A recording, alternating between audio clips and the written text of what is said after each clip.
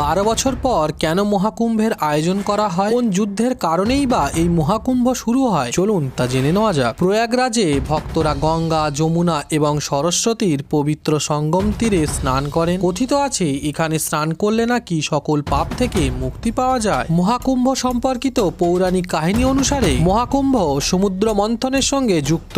অমৃতের প্রাপ্তির জন্য যখন দেবতা ও অসুরদের মধ্যে প্রচন্ড যুদ্ধ চলছিল, তখন অমৃতর কলস প্রাপ্ত হয়েছিল। এটা বিশ্বাস করা হয় যে সেই সময় কলস থেকে 4 ফোঁটা অমৃত পৃথিবীর 4টি পবিত্র স্থানে পড়েছিল, যার মধ্যে প্রয়াগরাজ, হরিদ্বার, উজ্জয়িন এবং নাসিক। এরপর থেকে এই দিব্য স্থানে অনুষ্ঠিত হয় কুম্ভ, অর্থাৎ কুম্ভ মেলা। শাস্ত্রে উল্লেখ আছে যে প্রয়াগরাজকে তীর্থরাজা বা তীর্থস্থানের রাজা বলা হয়। এমনও বিশ্বাস আছে যে ব্রহ্মা এখানে প্রথম যজ্ঞ করেছিলেন, যার উল্লেখ ধর্মীয় গ্রন্থেও দেখা যায়। শুধু তাই নয়, 12 দিন অমৃত পাওয়ার জন্য দেবতা ও অসুরদের মধ্যে প্রচন্ড যুদ্ধ হয়েছিল। এই 12টা দিন একজন মানুষের কাছে 12 বছরের সমান। এই কারণেই প্রতি 12 বছর অন্তর মহাকুম্ভের আয়োজন করা হয়।